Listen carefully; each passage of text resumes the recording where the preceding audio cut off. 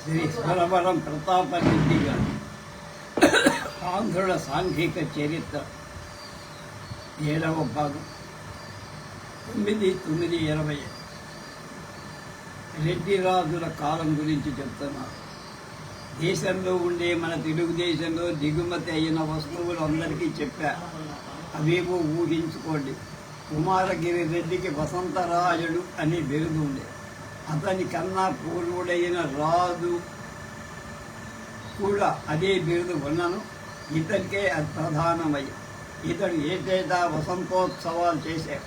ఇందుకు కర్పూరాన్ని విశేషంగా ఎగజల్లేవాడని కర్పూర వసంతరాయడనే బిరుదు. ఈ ఉత్సవాలు కావలసిన సుగంధ ద్రవ్యాలు జావా, సుమిత్ర, తూర్పు దీవుల నుండి తెప్పించటానికి వాటిని పెద్ద పెద్ద భవనాలలో నింపి సుగంధ భండాగార అధ్యక్ష పదవి నిర్వహించడానికి అవచి తిప్పయ్య సెట్లు నియమితులు. ఆ మహారాజుకు ప్రతి సంవత్సరంలో వసంతోత్సవం కస్తూరి, కుంకుమ, సంకుమద, జవ్వాది, కర్పూర, హిమాంబు, పన్నీరు, కావాగరు, గంధసార, సందం ప్రధానంబకు సుగంధ ద్రవ్యములు అడగూర్చి చీని, సింహళ, తవాయ, పురుమంజి, జోడంగి ప్రభుతి నానా ద్వీప నగరాకరంబులను తెప్పించు. సుగంధ ద్రవ్యాలని ఇండోనేషియా దీవుల నుండి ఇవాళకి వస్తారు. ఈ కాలంలో పైకి సైనిక సింహళం నుండి ఏనుగులు, పైవి కాక ఏనుగులు, పురుమంజి, పర్షియా అఖాద పర్షియన్ గల్ఫ్ నుంచి గుర్రాలు వచ్చాయి. పూర్వం గుర్రాలకు పర్షియా దేశమే ప్రసిద్ధి. త్వరక సుల్తానుల సేనలు గుర్రాలు ఎక్కువ. రెడ్డి రాజులు, విజయనగర రాజులు గుర్రాలను కొంటల్లో చాలా డబ్బు ఖర్చు చేసేవారు. ముత్యాలు సింహళం నుండే దిగుమతి. చీనా నుండి పట్టుబట్టలు వచ్చాయి. రెడ్డి రాజులు నిరంతరం ప్రక్క రాజ్యాల రాజుతో యుద్ధాలు ఉండినందువల్ల వాడు ఆయుధాలు విస్తారంగా చేస్తుండేవారు. కంబడి వలె వాళ్ళే ఆయుధాలు చేసేవారు. కుంపటిలో చిన్న చిన్న లోహాన్ని కాచి ఆయుధాలు చేసేవారు. ఆయుధాలతో కత్తి, చులిక, బల్లెం, ఈట, బాణం మొదలైనవి. పంచలోహాలతో జయస్తంభాలు, ఆయుధాలు చేసి రాజుల కొలువు రవికలతో కూడా పంచలోహాలు చేశారు.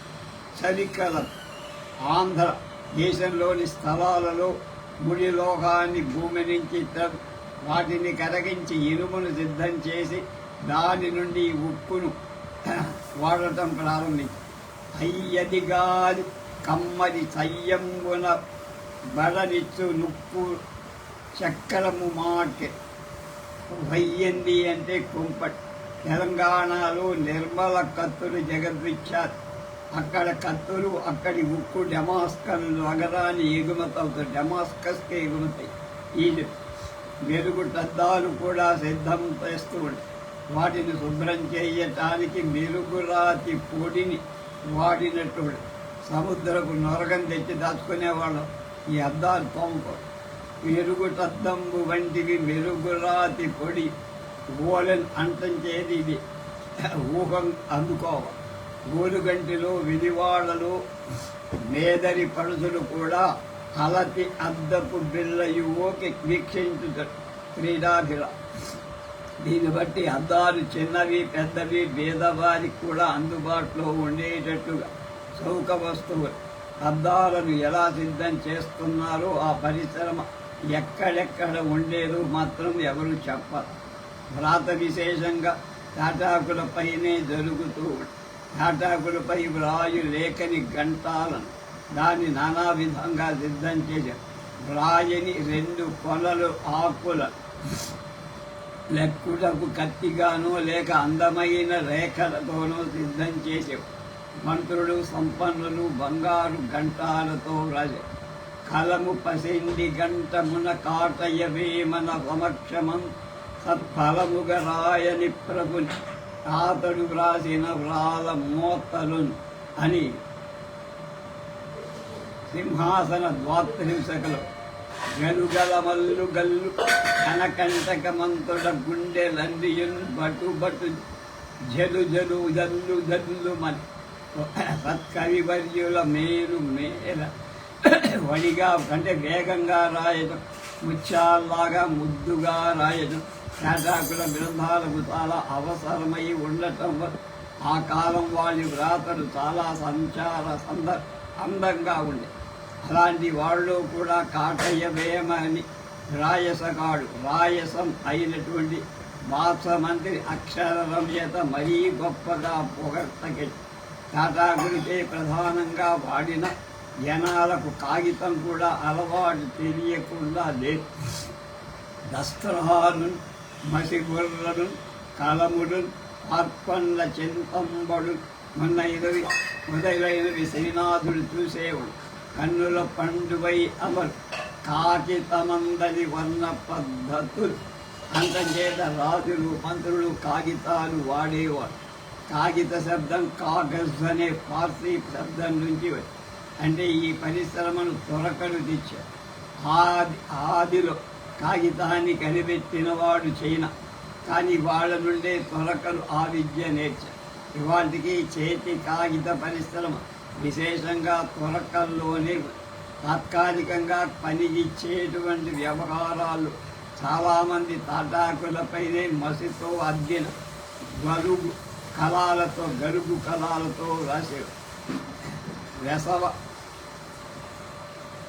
సుధాస్థలంబున కవీంద్రుడు కొందరు సేముషి మషీరసం మర కటాహ కుహరంబుల నుంచి కలంచి జీవికా విసలయ కూలికంగొని లిఖింతులు కబ్బములెందగా మహావ్యసనముతో విజానన వియత్తుల తాళ పలాస రేఖ అని శ్రీనాథుడే రాశారు. పూర్వం లెక్కలు రాయటానికి కరణాలున్నారు. వాడు మొదట పన్ను వసూళ్ల లెక్కలకు అధికారులు కాదు. మొదట్లో పన్ను వసూలు చేసేవాడు విశ్వబ్రాహ్మణులైన కంస. ఇవాళకి అందరూ వారు గ్రామకరణాలుగా కనపడుతూనే ఉన్నారు.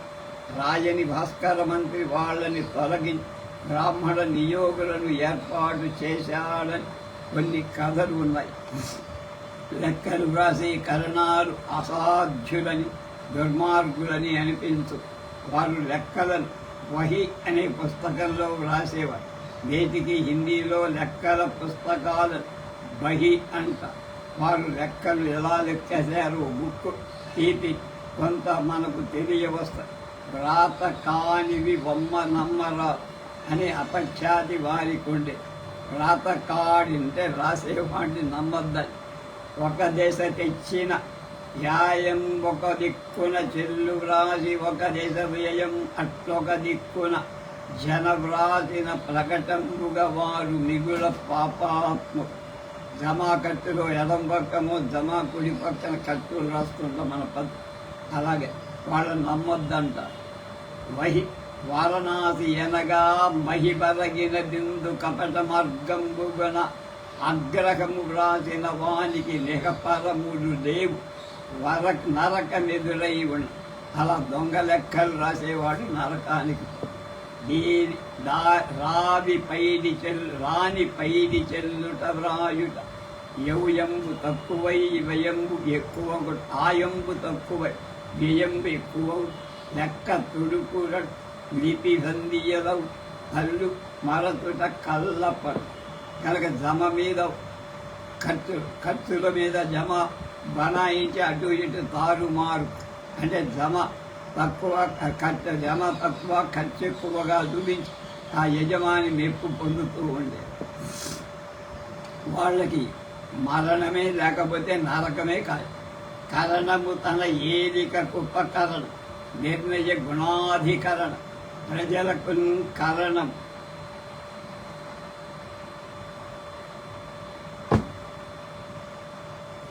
కరణం భగవారులకు మరణంబునా జల్లు నీతిమంతుడైన. కరణాన్ని అలవాడు మరణాన్ని ఇచ్చేటువంటి ఒక పెద్ద యముడిలాగా కళలు. ఓరుగంటి రాజుల కాలంలోనే ఈ కాలంలో కూడా కళా పోషణ బాగా ఉండేది. అంతేకాదు ఈ కాలంలో కళా పోషణ ఉచ్చ స్థితిలో పీక్ అంటారు. తుదిరెడ్డి రాజులు వసంతరాజ బిరుదాంకుడవుడు ఈ కళా పోషణకు ఒక ప్రబలతర నిదర్శనం. కవి సార్వభౌముడు ఆసేతు వింధ్యాది పర్యంతం తన కీడు జోడు లేడనిపించుకున్నవాడు బహుశాస్త్ర పురాణ పారంగతుడు కవితలో నూతన యుగ స్థాపకుడు శ్రీనాథుడు విద్యాధిక అఖిలాంధ్ర వాంగ్మయాని ప్రామాణికమైన ఆచార్యత్రయంలోని వాడైన ప్రబంధ పరమేశ్వరుడు ముఖ్యస్థాన కవి అవరు. శివలీలా విలాసకర్త అయిన నిశంక కొమ్మన రెడ్డి రాజుల కీర్తనం చేసేవాడు. సహస్ర విధి విధానాభినయ కళాశ్రీ శోభిత లకుమాదేవి రాజసన్నిధిలో నిత్య నూతనంగా నటించేది కుమారగిరి రెడ్డి యొక్క ఆమె ప్రియురాలన్నమాట. శివలీలా విలాసకర్త అయిన నిస్తంగ కొమ్మన రెడ్డి రాజుల కీర్తనలు చేసేవా. సహస్ర విధ నవ అభినయ కళాశ్రీ శోభితల కుమారి రాజసన్నిధిలో నిత్య నూతనంగా నటించే బాల సరస్వత్యాది మహాపండితుడు ఆస్థాన దివ్య జ్యోతులు స్వయంగా రెడ్డి వెలమ ప్రభువులు కవులై వ్యాఖ్యాతలై సాహిత్యాచార్యులై సర్వజ్ఞులై సర్వజ్ఞ చక్రవర్తులై దిగంత విశ్రాంత యశో విశాలుల కర్పూర వసంతోత్సవాన్ని సగంధ భాండాగారాధ్యక్షులు ఉండేవారు. ఇక కళాభివృద్ధిని దాని కొదవ ఉంటుందా అంటే ఉండదు. రోలయ్య వేముడి ఆస్థానంలో లొల్ల మహాదేవి అనే అతను ఉండేవాడు మాత్రమే మనకు తెలుసు. ఆయుర్వేదంలో భూలోక ధన్వంతరి అని పేరు పొందిన భాస్కరార్జుని పెదకోమటి వేముడు అగ్రహారాలు అతని దానం ఇచ్చారు. 4,000 కళాలతో ఇచ్చిన కవి 8,000 నాణాలిచ్చిన అనవేముడు రాజులుగా ఉండ కొంత విద్య నేర్చిన వాళ్ళంతా కవులే అయ్యా. కొండవీటిలో ఏ సందులో దూచిన విభూతిక భస్మాంచితులు నిరాకృతులు అయిన చిల్లర కవులు ఉండటం గమని శ్రీనాథుడు ఆ కవులలాగా తిరుగే గాడిదలు కూడా ఇలా ప్రశ్నించారు. బూడిద బొంగవై వడలు కోడిని తక్కి మగంబు వెల్లనై వాడలను తిరిగి వాడును వీడును లొచ్చుబోయన గోరల గుండులందొని కూయుతుందువు కొండవీటిలో గాడిదా నీవునన్ కవివి కావు కదా అనుమానమై అక్కడ గాడిదలతో పోల్చాడు శ్రీనాథ్. రెడ్డి రాజుల కాలంలో సంస్కృతాంధ్ర పండితులు చాలామంది. కొందరు ఈ కృతినే మనకు లభించి మన దురదృష్టమేమో ఈ 500 ఏళ్లలోనే శ్రీనాథుని బహుకృతులు శంభుదాసుని రామాయణ అంటే శంభుదాసు అంటే ఎర్రాపుర కుమారగిరి వసంత రాజీయం అలాంటి ముఖ్యమైన వాటి జాడ లేకుండా పోయి బాల సరస్వతి అనే అతడు అనపోత ఆస్థాన కవి అని త్రిలోచనాచార్యుడు అతని తన వేముని ఆస్థాన కవి అని మాత్రమే మనకు తెలుసు. అనేక మంది కవితలు శాసనాల్లో మాత్రమే మిగిలిపోయి ప్రకాశ భారత యోగి అనే అతడు చక్కని శాసన శ్లోకాలు వ్రాశాడని మాత్రమే మనకు. కంటి సూర కవితో వాడు మహాదేవి కవి ఉండేడు అనేవాడు మాత్రమే తెలుసు. అనపర్తి శాసనంలోనే అన్నయ్య కవి పద్యాలు చక్కగా కవితా పాకంతో రాసినట్టుగా తెలుస్తారు. కాటయ్య వేముడి శాసనం కవితలో వ్రాసిన శ్రీవల్లభుడు అనే అతను చరిత్ర మనకేం తెలియదు. ఇంకెందరి విజ్ఞాన సంపద మనకు కోల్పోయామో ఏమో.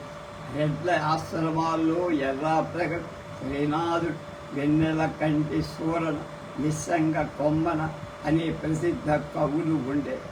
వామన భట్టు అనే భట్టభానుడనే సంస్కృత కవి వేమ భూపాల చరిత్ర సంస్కృతంలో వ్రాశారు. రెడ్డి రాజులు స్వయంగా గీర్వాణంలో వ్యాఖ్యలు కవితలు రాశారు. కుమారగిరి రెడ్డి వసంత రాజీయమనే నాట్యశాస్త్రం రాశారు. వెనకోమటి ఒక నాట్యశాస్త్రాన్ని రచించారంటారు. కాటయ్య వేమన కాళిదాస నాటకాలు వ్యాఖ్యలు పెదకోమటి సాహిత్య చింతామణి రాశారు. ఈ రాజు విశ్వేశ్వర కవి అనే అతనికి అగ్రహారం దానం చేసి అతడు ఏం రాశాడో మనకు తెలియదు.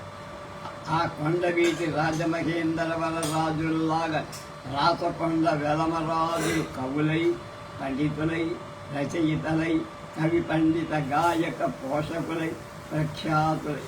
అయితే రెడ్డి వెలమ ప్రభువులలో కొందరు స్వయంగా రచనలు చేయలేదని ఒకరిద్దరు విమర్శకులు అంటున్నారు. అది కొంతవరకు నిజమైన ఆ రాజుల విజ్ఞతకు కొట్టు ఏం కలగదంటే తక్కువ ఇంకా. రాచకొండ రాజుల వద్ద మల్లినాథ సూరి ముఖ్య పండితుడై ఉన్నారు. రెడ్ల ఆస్థానానికి ఆంధ్ర పండితులే కాదు, ఇతర భారతీయ ప్రాంతాల నుండి అనేక పండితులు, కవులు, కళావేత్తలు వెళుతూ ఉండే. అలాంటి వాళ్ళని పరీక్షించి వారి అర్హతల ప్రభువులకు మనవి చేయటాన్ని శ్రీనాథ కవి సార్వభౌముడు నియక్తుడై ఉన్నారు. రెడ్ల శాసనాల్లో కొన్నింటిని అతడే వ్రాసి ఫిరంగిపుర శాసనంలో విద్యాధికారి శ్రీనాథో అకరోత్ అని వ్రాసుకున్నాడు. అలాగే తనను గురించి భాషించినాడము బహుదేశ బుధులదు విద్యా పరీక్షణల వేళయను.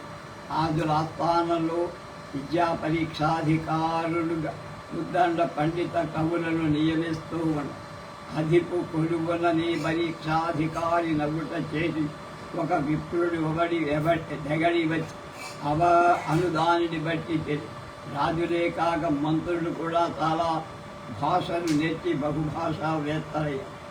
అరబీ భాష, తురుష్క భాష, గజ, కర్ణాటాంధ్ర, గాంధార, భూర్జర భాష, మలయాళ భాష, శశికాష, సింధు సౌవీర, బర్బర భాష, కలహాట భాష మరియు భాషా విశేషము లక్షలువై వచ్చు నరేది అందనికి గోస్తి సంప్రయోగంబుల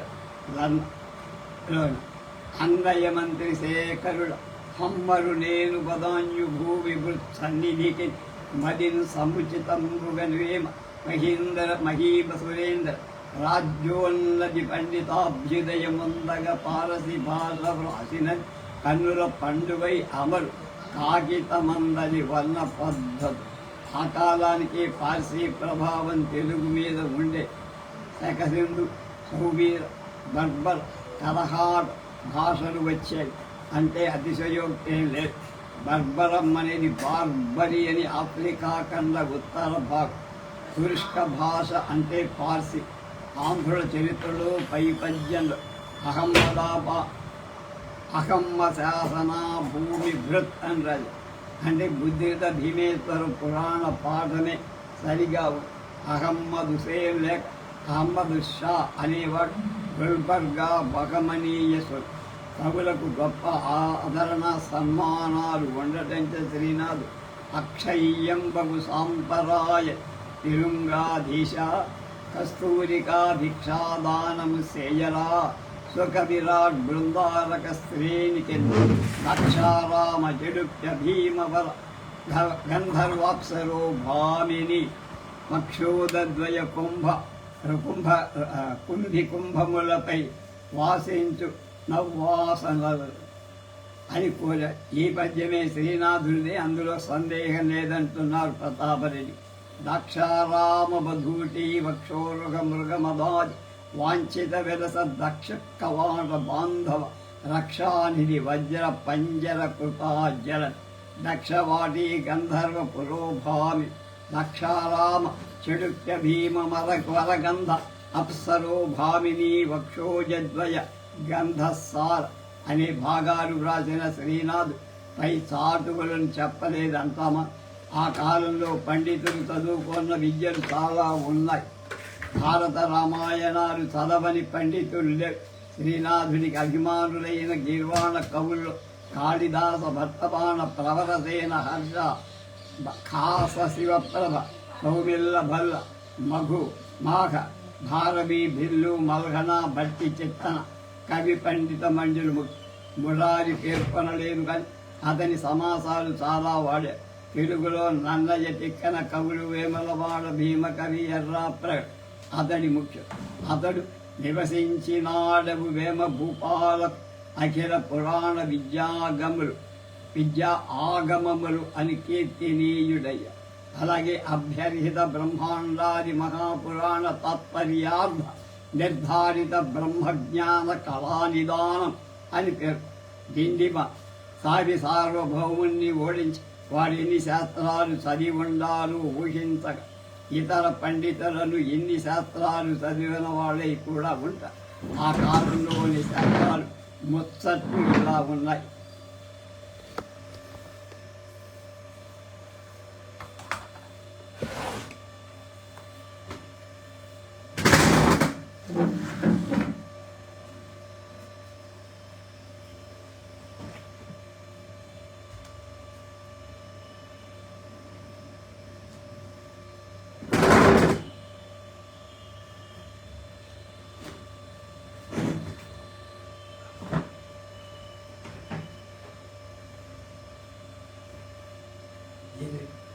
లైట్ వేసేసావా? స్విచ్ ఆన్ చేసావా? స్విచ్ ఆన్ చేసావా లేదా?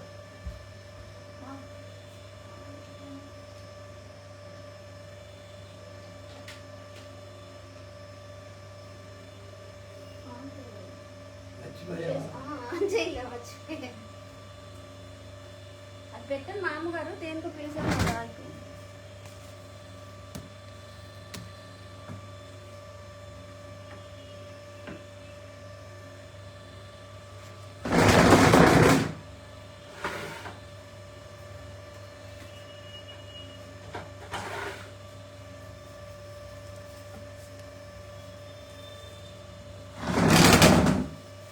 ఊడ్చేసి నాకు కూర్చోండి బాబు గారు. ఊడ్చేసి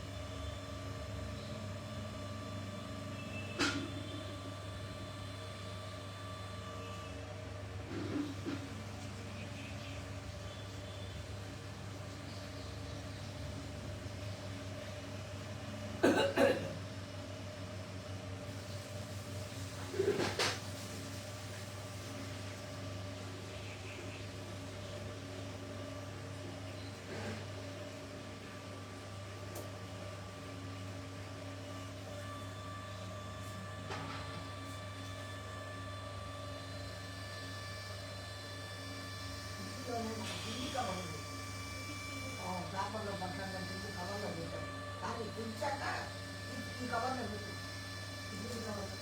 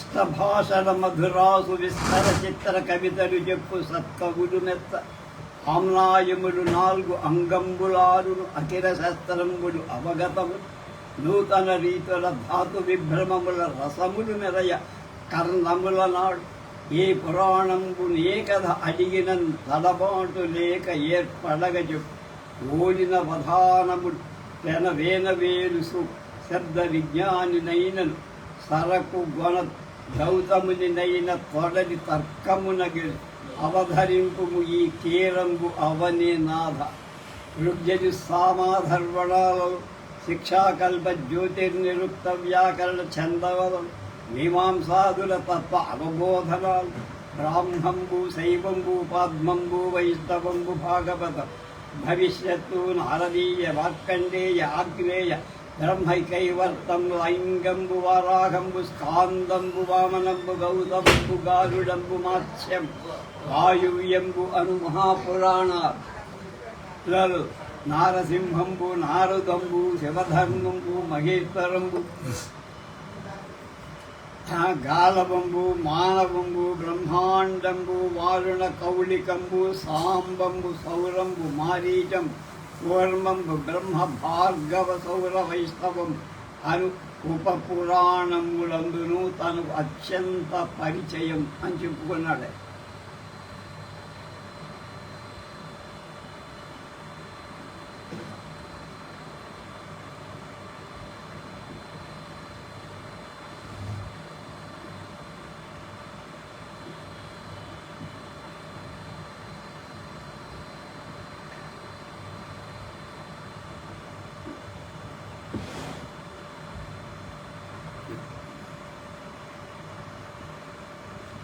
ఈ పురాణాల్లో ఎన్నెన్ని మూలపడ్డాయో ఎన్నెన్ని కొత్తవి సృష్టి అయ్యాయో తెలుసుకోవటానికి వీలుగడు. వాడు రాజు లక్ష్మీయుత్సవములు చేశాడు. ఆ సమయాల్లో వాడు కళావేత్తలకు ఉదారాలుగా దానం చేశాడు. అవంతి భూమి బరుపాడగ పద్దులల్ల లక్ష్మీయుత్సవములు కన్నుగా కడు ప్రశస్తములవు సమయంబున కవులను పాఠకోత్తములు గాయకులను నటులు వితీర్ణ వైభవుల తన్పదొచ్చి ప్రభావ సముద్ధుల ఇంపు పుట్టగన్ కవులు అనుభవించిన వైభవాలు కొన్ని శ్రీనాథుడు కూడా చెప్పారు.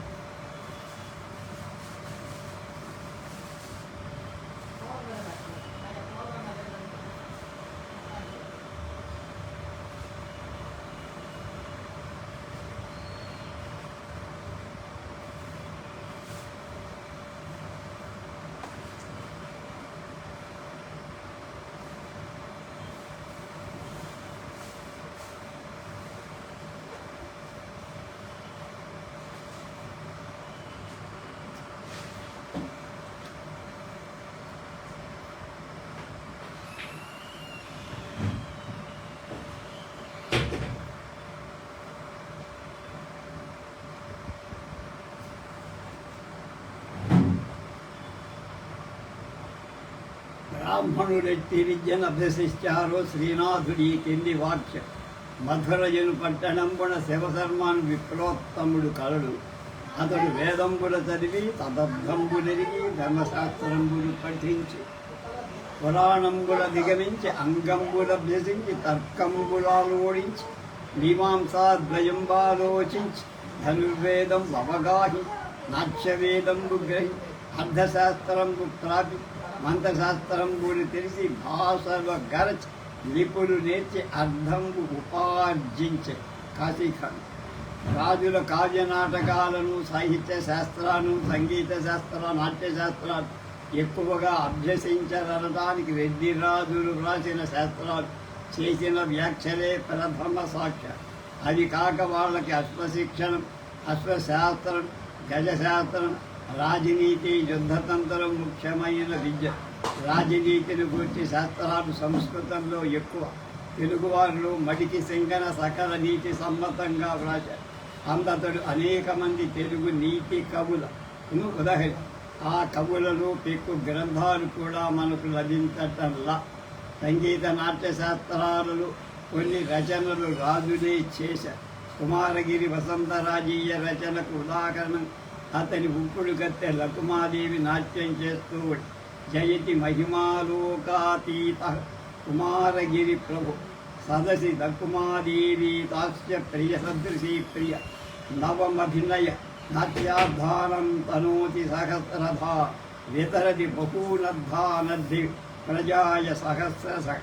ఎందరూ కూడా లకుమాదేవులు కాలగర్భంలో అణిగిపోయారో మనకు.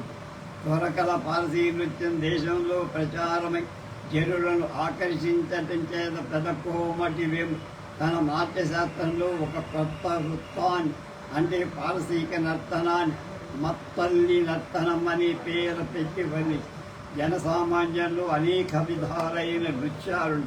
వాటిని ముందు చెబుదాం. సంగీతంలో జనసామాన్యానికి జటిగ్రామ విధానంపై ప్రీతివుడు ధృత తాళంబున వీరపు భీతల దుందుం కితత్కార సంగతి వాయింపు ఆంతరాళిక అతి గ్రామాభిరామం అని క్రీడాభిరామం. యతి అనేది జత్, యతి దద్భవమే జత్. యతి అనేది గ్రామం అన్నదానికి విధాలైన స్వరభేదం. రెడ్డి రాజులు, వెలమరాజులు గొప్ప కోటలు, దేవాలయాలు నిర్మించి అపూర్వ భవనాలు కూడా కట్టించి కొండవీటి దుర్గం మహాదుర్గాలలో ఒకటి. అది చాలా మేడలుండే. వాటిలో గృహరాజు మేడ, ఒంటి స్తంభం మేడని ప్రసిద్ధి. ఇవాటికి గుర్రాజు మేడ అని దిబ్బను జనులు చూపిస్తూ ఉంటారు. అంతేకాదు వాడు క్రీడా గృహాలను కట్టించాలని అనపర్తి శాసనం చెప్పారు. సరస్సుల నుండి చెరువులలో చిన్న పడవలు వేసుకొని లీలా విహారం చేసి నవాబుల్లాగా రెడ్డి రాజులు కొందరైన అందు కుమారగిరి తప్పకుండా ఆనందించి ఉంటారు. కొండవీటికి పొల్లరుగా మల్లెలు పూచి తమ సౌరభాలు వెదజల్లుతూ ఉండేవి. ఆ పువ్వులు పన్నీటికి నీధుల్లో చల్లిస్తూ ఉండేవాడు. ఆ పువ్వుల పన్నీటి ఆ జనులు అందుకునేవాడు. అనుకోవటమే వారి అనుభవంపై ప్రజలు తమకు తోచినట్లుగా పదాలు కట్టి పాడేవారు. నాకు లభించిన ఒక జానపద గీతం. రెడ్డొచ్చే రెడ్డొచ్చే రెడ్డొచ్చేనమ్మ వీరభద్రారెడ్డి విచ్చేజనమ్మ పొద్దున్నే మారెడ్డి పొరపూడి పెంచు నిలువెల్ల నడి వీధి నీరు దలురించి సందుగొంతులలోన సాంతు పోయించు చీకట్ల పసుపు కుంకుమ పూయించు రంగవల్లుల నూరు రాణింపజేయు తోరణా పంతుల తులకింపజేయు దివ్యలను వెలిగించు దివ్య మార్గాల మా పెళ్లి పాలించు మంచి మార్గాలు ఎండలకు బందిళ్ళు వేయించుతాడు పొందుగా మారేళ్ల కోయించుతాడు మారేళ్ళు కోయించుతాడు ఊరి బావులలోన ఉప్పు సున్నాల గదజల్లు నేచేత నిండుకున్నాన. కనుక జనుల పరిపాలన ఎంత ప్రీతిపాత్రమై జనోపయుక్తమై సకలానంద రంజకమై ఉందో పై పాట అనేక విధాల స్పష్టీకరిస్తుంది. ఇలాంటి పాటలన్నీ అనాదృశాలై మాయమైపోయాయో ఏమో. రెడ్డి రాజుల కాలకళ నవాబుల దర్జాతో కూడిందనే చెప్ప. ప్రజా జీవితం ఆ కాలపు ప్రజల వేషాధికాలు ఎలాంటివో, ఆచారాలు ఎట్టివో, జీవిత విధానాలు ఎటువంటివో, విశ్వాసాలు ఎటువంటివో చూద్దాం. సాధారణంగా జనులు దోవతి కంటే శూద్రజాతిలో రాయలసీమ, తెలంగాణలో చల్లాడాలు తొడిగేవారు. దుప్పటి అనే గుండు రుమాలును సాధారణంగా వేశారు. కొందరు చుంగల పేట రుమాలు కట్టారు. అనేక మంది నడుములో బెత్తడు వెడల్పు 7-8 మూడల పొడవు గల కాసె దట్టి దిగించారు. వాళ్ళకి అంగీలు లేవని కాదు, వాటి వాడుక అంగీలు నిడుపై బొందెలు కలవై ఉండేది. కవుల వర్ణంలో కొందరి వేషాలు ఎలాంటివో తెలుస్తూ గారడి పనిచేసే వాడిని ఇలా వర్ణించారు. అయ్యలను ఒక కొత్త అయిన మహావీరుడిందియడాకాల అమర భూని బాగుగా పులిగోరు పట్టు దిండుగట్ నురుపారమేన చందనమల తిలకంబు కస్తూరి తిలకి చుళ్ళెంబు చెంగు పాకతో చెన్ను మీద హనుమంతు వ్రాసిన అరిబిల్ల వారుగరం జయలక్ష్మి గడలు పలక్ ఒకడు వచ్చే వెనుకనొక్క బింబాధరి అందు దుప్పటి ముసుగనుగబె వేని కాంతి కప్పులోన కిక్కిరియంగా హంసయాన అగుతు అరుగుదే. పై పద్యంలో పులిగోరు పట్టు అంటే పులిగోరు వన్నె వంటి పట్టు అని అర్థం. పట్టులలో కొన్ని భేదాల్లో అందుదొకటని కూడా చెప్పు. దిండుగట్టుడా అంటే చల్లగా సంక కింద ఉండి మెడపైకి వేసుకోవడం అర్థం. పై పద్యం దిగువని ద్రిండు తోడగూడ ముండెము దిగదుర్రి అని వర్ణించారు. షొళ్ళెమంటే జడతుట్టలాగా చుట్టిన తలప. జట్టీలు ఇవాటికి మెడలో హనుమంతుని విగ్రహాలు కల బిళ్ళలు కట్టుకుంటూ అరిగి బిళ్ళె అంటే బిరుదుగా కట్టుకున్న బిళ్ళ ప్రశంసాపత్రం. శ్రీనాథుడు మొరల దేశంలో వర్ణించాడు. మొరస దేశం. మొరస అంటే మైసూరు ప్రాంతమని మల్లంపల్లి రెడ్డిరాజుల చరిత్రలో ఒక చోట ప్రభాకర శాస్త్రి గారు మొరస ఎక్కువగా ఉన్న కర్నూలు మండలమన్న మొరస రాజ్యం అంటే మైసూరు సీమ. శ్రీనాథుడు ఆ ప్రాంతానికి వెళ్ళినట్టు కూడా మనకు వర్ణనం. వంకర పాగలు, నడుము వంగిన కస్తూరి మైల కోకలు, సంకటి ముద్దలు, జలుప శాఖములు, పరుపచ్చడములు, లెంకకు నోరితూ టెంకక నోరితూపుడు ఓరితూపు ఏకువ దప్పిన ఏ సభాసలు రంకుల బ్రహ్మ ఈ మరస రాజ్యమునెట్టు సృజించే అక్కట. విజయనగర రాజుల దర్బారీ వేషాలు విచిత్రం. పొడవైన అంగీ ధరి, పొడవైన టోకీ కుల్లాయి పెట్టుకొని పెద్ద సెల్లా మెడలో వేసుకోవాలి. కార్యార్థమై శ్రీనాథుడు ఆ వేషాన్ని వేసుకోక తప్పలేదు కదా. కుల్లాయుంచిది కోక దుట్టిది మహాపూర్పాసమం దొరికి అని చెప్పుకున్న. కుల్లా అంటే మన దేశ వేషమా లేక త్వరకం నుండి అనుకరించిన వేషమా అని అనుమా. కుల్లాయి అనేది ఇంచుమించు 3 పొడవై తల కిందుగా ఉంచిన కాగితం పట్లంలాగా ఉండే. ఆ కాలపు అడియ రామరాజాదు బొమ్మను చూస్తే అది తెలుసు. కుల్లాయి శబ్దం పార్సీ కులాహ్ అనే శబ్దం నుండి వచ్చి ఉండొచ్చు. పార్సీలో కులాహ్ అంటే మన వాంగ్మయంలో టోపీ అనేది భట్టుమూర్తి కాలం అంటే విజయనగర పతనం తర్వాతే వచ్చింది సాహిత్యం. తొప్పికాయను పదాన్ని మొదట వాడిన చాళుక్య సోమేశ్వర రాజులను టోపీని ధరించడం ముఖ్యమని అతడు అభిలషితార్థ చింతామణిలో కూడా ప్రథమరాజుల ఆస్థానానికి పోవడం కూడా దర్బారీ వేషం వేసుకోవటం అవసరమై ఒక మారు బహుశా మొదటిసారి కోలాచలమల్లినాథ సూరి సర్వజ్ఞ సింగ భూపాలుడి దర్శనార్థం రాజుగారి కొలువు కూడం దర్బారు వేషం లేక వచ్చాడని కంచుకి లోపలికి రానివ. అప్పుడు మల్లినాథుడు ఇలా కిం చారుణా వంకర టింకరే కిం వాసనా చీకిరి బాకిరే సర్వజ్ఞ భూపాల విలోకనార్థం వైదుష్యమేకం విదుషాం సహాయక. ఆ మాటను అదే కోలాచల కొలమచల వంశం వాడైన పెద్ది భట్టు అన్నాడని శృంగార శ్రీనాథంలో రజ గోలకండ వ్యాపారుడని నియోగి శాఖ వారు గోల్కొండ రాజ్యంలో ఏర్పడి వారి వేషాన్ని గురించి శ్రీనాథుడు దస్త్రాలు మసిబుర్రలు కలములు కార్కొన్న చింతంబడు పుస్తులు గాలిడి దుస్తులు చెమట కంపును కొట్టు లేదు స్విచ్ చేయమన్నారా నేనా నీర్కావుల అస్తంవ్యస్తము కన్నడంబులు భయం బయతోదు గడ్డంబులు వస్తువు చూస్తిని రోస్తిని పడమటన్ వ్యాపారులను క్రూరుల దస్త్రం అనేది పార్సీ దస్తరని నిన్న మొన్నటి వరకు తెలంగాణ మూలెడు బొంగు లొట్టలో గల్ దంతుకరాలు పెట్టి ఆ బొంగు మూతికి 3 రంధ్రాలు చేసి దారాలు కట్టి వాటిని పొడ్లు గల ఇత్తడి మసి బుడ్డికి అట్టే మనిషి ప్రతి గ్రామంలో జనుడే సిద్ధం చేసుకుంటేవాడు. కలం అనే పదం పార్సీ కలం అనే దాని నుండి వచ్చిందనుకుంటాను, కానీ సంస్కృతంలో కలమ శబ్దం లేఖిన్యర్థంగా వాడేవాడు.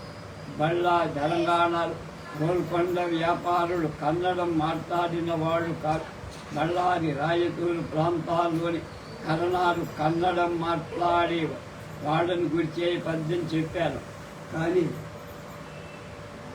భయం బయతోతు గడ్డారు వారు ఎందుకు పెంచారు? ఇది త్వరగల పరిపాలన ప్రాబల్యంలో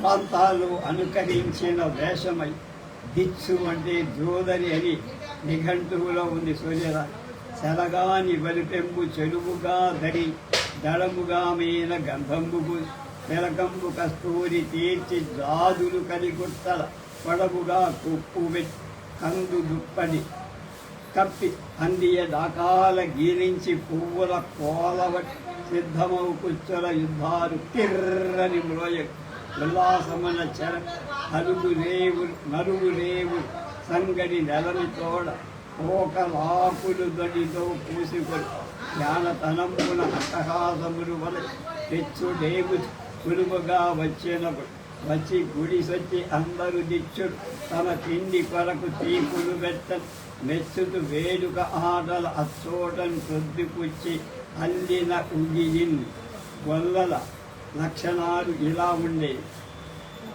వీరపాగా మొరలో పెట్టుకున్నటువంటి పిల్లల మూపున గొడ్డలి ముసుగు వేసుకున్న గొంగడి చేత గుడియ మెడలో గుడిజ పూసాల పేరు బొంగుల కోన కాసిద దిబ్బుల వాకట్ బదనిక జింకకు జర్రిచె కాపు కుక్కలు అని ఒక గొల్లని పలిక. గొల్లలు గొల్ల మందలనే కాక ఆవులను కూడా కాసేవారు. తొలి కోడి కోయగానే లేచి తన కోడి గొర్రెలతో చేసి ఆవుల పేర్లు పెట్టి పాలు పెట్టి నగదికి పంపి తర్వాత మేపడానికి పొలాలకి తీసుకుపోయి దొంగల నుండి మెకవల నుండి రక్షించు మాపటి వరకు మళ్ళా ఇల్లు చేసేవారు. మాపటి వరకు దూడ ఇచ్చిన ఆవులను సేపునట్టు చేయడం, కడుపు లోపలే దూడ చస్తే ఆవులను మందులివ్వడం వాళ్ళు ఎరుగిన విద్య. ఆవులకు వచ్చే రోగాలు నరలు, కన్నులు, నీరు, నాలిక చేరు, గురుదేవుడు గంటి కురుమ కట్టూర్పు కప్పునావు గాలి గజ్జి పల్టిక్క ఉప్పి పంపలయాడు గొల్లూత మొల విడిదలతెవు ముఖబంతి తలయేరు తొడకు వాతము కల్లవ నలదొబ్బ చెవులను అదిగానెల్ల గల పసరాల రోగముల నెల్ల మందుల బెత్తరు మంత్రింప తెపుడు కందువు గని చూడగా నేర్పులప్ప అని నవనాథ చరిత్రలో. ఆ కాలంలో పింజారులు వాడు ఇస్లాం మతంలో అప్పటికి చేరి ఉన్నారో లేదో కానీ టిప్పు సుల్తాన్ కాలంలో, ఔరంగజేబు కాలంలోనూ వాడు బలవంతంగా మతం పుచ్చుకునే వాళ్ళని వాడు రెడ్డిరాజుల మతంలో మతం మార్పి ఉంచుకుంటా దాని వారి వృత్తి ఆనాటుండి ఏకటవి. దూదేకుట చేతనే వాడి దూదేకుల వాడు అన్న ఉర్వి మొలయింతు కార్పాస పర్వతం చేరి మద్దించనొక్క పింజారిక అని శ్రీనాథుడు బొందిలీలు లేక వీరభట కులంగా తెలుగుదేశంలో అప్పటికే వచ్చి నిలిచిపోయి. బుందేల్ఖండ్ అనేటువంటిది ఉత్తర హిందూస్థానంలో మనకి ఖజురాహా దగ్గర హిందూస్థాన ప్రాంతం సైన్యంలో యుద్ధ భటులుగా జీవించడానికి ఆంధ్ర కర్ణాటక రాజుల సేవలు విరివిగా వచ్చి వారి స్త్రీలకు జనానా పద్ధతి అంచేత శ్రీనాథుడు ఒక బుందిని మందయానం వన్నెల గగల చెంగుబట్లువ పుచ్చులందు పాదవు సన్నపు వారి భంగం అంగన నీగడు బాల కూర్మములు గన్న తెరంగు దోప కరకంజములను మునుకం దిగి ప్రచ్ఛంద ముఖాబ్జయై నడచి సంగున బుందిని భామ పూయిన గానరాయలనగా బుందిలీకులకు జనాన అనాడే వెలబడు. ఆనాటి స్త్రీల వేషభూషణాలు ఎక్కువ భేదం కనబడు. ముక్కునత్తు వడ్డాణం గాలి గజ్జెలు పొందుతుండటం, అందరూ నూపురాలు త్రిస్సరాలు 3 వరసల దండు కంకణం తాటంకం కమ్మలు ముక్కల ముత్యాలవి రత్నాలు పొదిగేవి సాధారణం. సీసపు ముక్కు సత్ నరవీసపు మంగళసూత్రమమ్మిన ఆ కానుగరాని కమ్మ అరకాసున కాని విపత్స పూసలను మాసిన చీరగట్టి అవమానమెసంగగ నేడు రాగ ఆ కాసల నాటి కనకాంగిరి చూచితి నేళ్ల రేవుడు ముక్కున ముచ్చారముంగ కమ్మ వాతల మీద గంతులు అనే చాటుకులు చాలా. స్త్రీలు కాటుక సర్వసాధారణం. నేటికి బిడ్డల మొదటిసారి భర్తలిళ్ళ చేపడితే వడి నిండి అప్పుడు కాటుకకి డబ్బులు కూడా ఇస్తా.